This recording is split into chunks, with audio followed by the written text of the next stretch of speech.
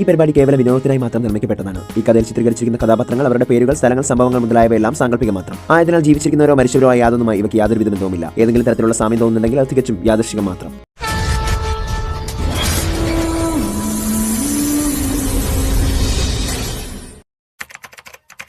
നിന്റെ ഭർത്താവായിരുന്ന ഋഷിയുമായി ഒരു ദിവസം ഞാൻ സ്വപ്നം കണ്ടതാ. അതും എനിക്ക് നിറവേറ്റണം. ഇത്രയും പറഞ്ഞ് പൊട്ടിച്ചിരിച്ച് മെഹക്ക് അവിടെ നിന്നും പോയി. മെഹക്ക് പറഞ്ഞത് കേട്ട പ്രതയ്ക്ക് സങ്കടം സഹിക്കാനായില്ല. പ്രത ജയിലിനുള്ളിൽ ബോധം കെട്ട് വീണു. കുറച്ചു സമയം കഴിഞ്ഞ് അവളുടെ മുഖത്ത് വെള്ളം തളിച്ച് പോലീസ് കോൺസ്റ്റബിൾ അവളെ ഉണർത്തി. അന്ന് രാത്രി 12 മണിയോടെ ശുക്ലപക്ഷ പൗർണമി ആരംഭിച്ചപ്പോൾ പ്രതയ്ക്ക് അവളുടെ മത്സ്യശക്തികൾ നഷ്ടമായി. അവൾ ഒരു മത്സ്യകന്യകയിൽ നിന്നും പൂർണ്ണമായി മനുഷ്യ സ്ത്രീയായി മാറി. തൊട്ടടുത്ത ദിവസം പ്രതയെ കോടതിയിൽ ഹാജരാക്കുകയും സാഹചര്യ തെളിവുകളുടെ എല്ലാം അടിസ്ഥാനത്തിൽ കോടതി അവളെ തൂക്കിലേറ്റാൻ വിധിക്കുകയും ചെയ്തു. ഇതിനോടകം മെഹക്കും തന്ത്രങ്ങൾ മെനയുകയായിരുന്നു. പ്രത ഗാഥയെ കൊന്നുവെന്നും അവളെ തൂക്കിലേറ്റാൻ കോടതി വിധിച്ചെന്നും മെഹക്ക് മത്സ്യലോകത്തിൽ അറിയിച്ചു. ഗാഥയെ കൊന്നുവെന്ന തെറ്റിദ്ധാരണയിൽ പ്രതയെ മത്സ്യലോകത്തിലെ സർവരും വെറുത്തു. തുടർന്ന് മെഹക്കിനെ മത്സ്യറാണിയാക്കി വാഴ്ത്തുകയും ചെയ്തു. ഇന്ദ്രനീലം കവർന്നെടുക്കാൻ നല്ലൊരു അവസരം നോക്കിയിരിക്കുകയാണ് മെഹക്. ഇതേസമയം പ്രതയെ തൂക്കിലേറ്റുന്ന ദിവസവും വന്നെത്തി. തൂക്കിലേറ്റാൻ തൂക്കുമരത്തിനരികിലേക്ക് പ്രതയെ കൂട്ടിക്കൊണ്ടു പോകുമ്പോൾ അവളുടെ കഴിഞ്ഞകാലം അവൾ ഒരു നിമിഷം ഓർത്തു.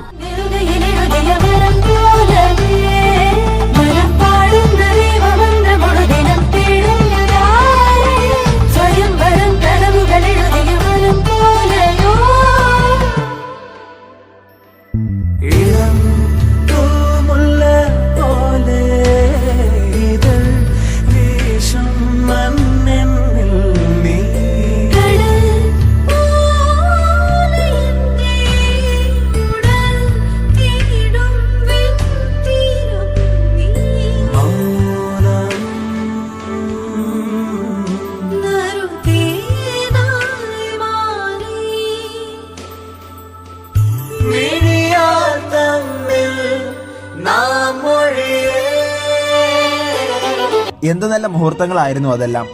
പെട്ടെന്ന് അവൾ ബോധം കെട്ട് വീഴുകയും അവളെ ആശുപത്രിയിലേക്ക് കൊണ്ടുപോവുകയും ചെയ്തു. അത്ഭുതം എന്നോണം പരിശോധനയ്ക്ക് ശേഷം പ്രത ഗർഭിണിയാണെന്ന് തെളിയുകയും തുടർന്ന് അവളുടെ ശിക്ഷ നടപ്പിലാക്കുന്നത് കുഞ്ഞിനെ പ്രസവിച്ച് കുഞ്ഞിന് 4 വയസ്സ് കഴിഞ്ഞതിന് ശേഷമാണെന്നും കോടതി വിധിക്കുകയുണ്ടായി. ഇതൊന്നും ഋഷി മെഹക്കും അറിയുന്നുണ്ടായിരുന്നില്ല. തന്റെ വിധിയോർത്ത് പ്രതയ്ക്ക് സങ്കടമുണ്ട്. പക്ഷേ താനൊരു അമ്മയാകാൻ പോകുന്നതോർത്ത് അവൾക്ക് അതിലേറെ സന്തോഷവുമുണ്ട്. 10 മാസം കഴിഞ്ഞ് പ്രാർത്ഥന എന്ന പെൺകുഞ്ഞിനെ പ്രത ജന്മം നൽകി.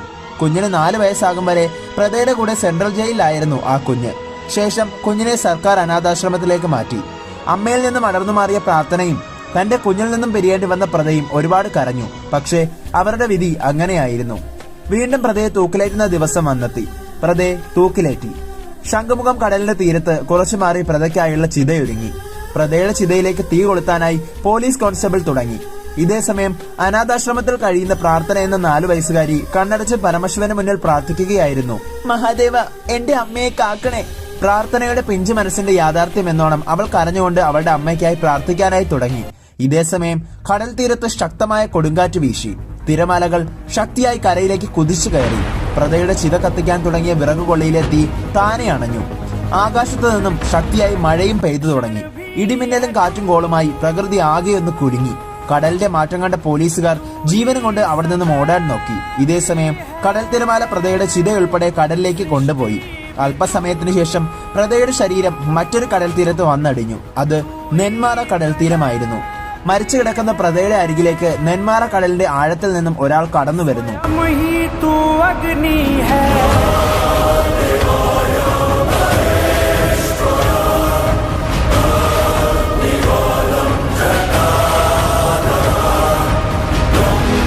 അത് മറ്റാരുമല്ലായിരുന്നു, മേഘയായിരുന്നു.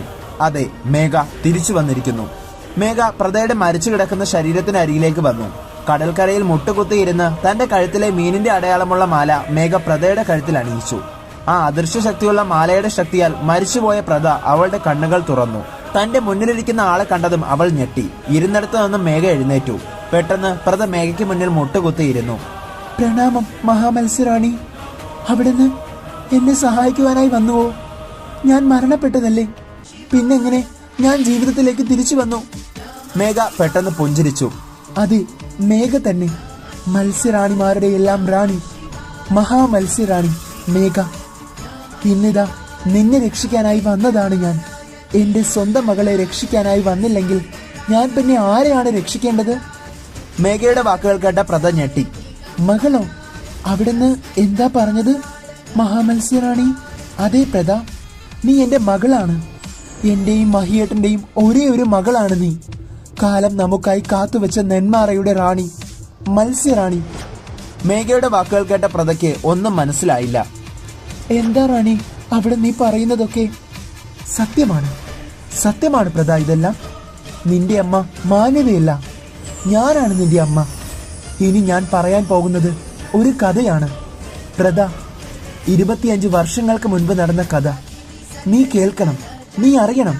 മഹാമത്സ്യറാണിയായ പ്രതയുടെ അമ്മയായ മേഘയ്ക്ക് പറയാനുണ്ടായിരുന്ന 25 വർഷം മുൻപുള്ള ആ കഥയിൽ പ്രതയുടെ ജന്മരഹസ്യവും ഉണ്ടായിരുന്നു.